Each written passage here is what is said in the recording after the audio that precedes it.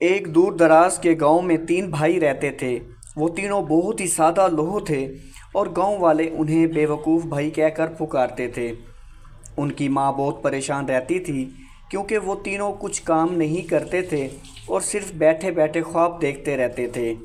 एक दिन माँ ने उन्हें बुलाकर कहा, बेटा तुम तीनों को कुछ काम करना चाहिए वरना हमारी ज़िंदगी मुश्किल हो जाएगी। तुम्हें कुछ करके पैसे कमाने चाहिए। तीनों भाइयों ने सोचा कि वो कुछ काम करके पैसे कमाने जाएंगे। वो तीनों अलग अलग रास्तों पर निकल पड़े। पहला भाई एक घने जंगल में पहुंचा। वो थक कर एक दरख्त के नीचे बैठ गया और सोचने लगा कि वो क्या करे। अचानक उसने देखा कि एक कौवा अपनी चोंच में रोटी का टुकड़ा लेकर उड़ रहा है। वो भाई बोला, अगर मैं ये रोटी का टुकड़ा ले लूं तो मैं अमीर हो जाऊंगा। वो कौवा रोटी का टुकड़ा गिरा कर उड़ गया और भाई ने वो टुकड़ा उठा लिया। वो खुश होकर घर वापस आया और माँ को बताया कि उसने रोटी का टुकड़ा पाया है। माँ ने कहा, बेटा ये तो सिर्फ एक रोटी का टुकड़ा है, इससे हमारी ज़िंदगी नहीं चलेगी। दूसरा भाई एक नदी के किनारे पहुंचा।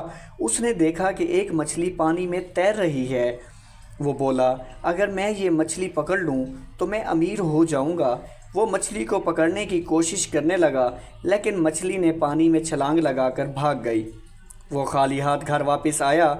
माँ ने कहा, बेटा तुमने मछली को पकड़ने की कोशिश की लेकिन तुम्हें पहले से तैयारी करनी चाहिए थी। तीसरा भाई एक खेत में पहुंचा। उसने देखा कि एक किसान हल चला रहा है। वो बोला, अगर मैं ये हल चला लूँ तो मैं अमीर हो जाऊँगा।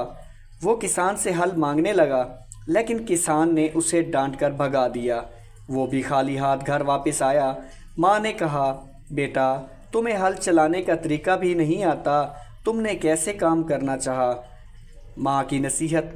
जब तीनों भाई घर वापस आए तो उनकी माँ ने कहा, बेटा तुम तीनों ने कुछ नहीं किया, तुम्हें मेहनत करनी चाहिए थी, ना कि फजूल चीज़ों के पीछे भागना। तुम्हें अपनी सलाहियतों को पहचानना चाहिए और उसके मुताबिक काम करना चाहिए। तीनों भाइयों ने अपनी गलती समझी और अगले दिन से मेहनत करना शुरू कर दी। पहला भाई ने लकड़ियाँ बेचना शुरू की, दूसरे भाई ने मछलियाँ पकड़ना सीखा और तीसरे भाई ने खेती बाड़ी करना शुरू कर दी। आखिरकार वो तीनों कामयाब हो गए और गांव वाले उन्हें अक्लमंद भाई कहने लगे। हमें इस कहानी से ये सबक मिलता है, मेहनत के बगैर कुछ नहीं मिलता। फजूल चीज़ों के पीछे भागने के बजाय हमें अपनी सलाहियतों को पहचानना चाहिए।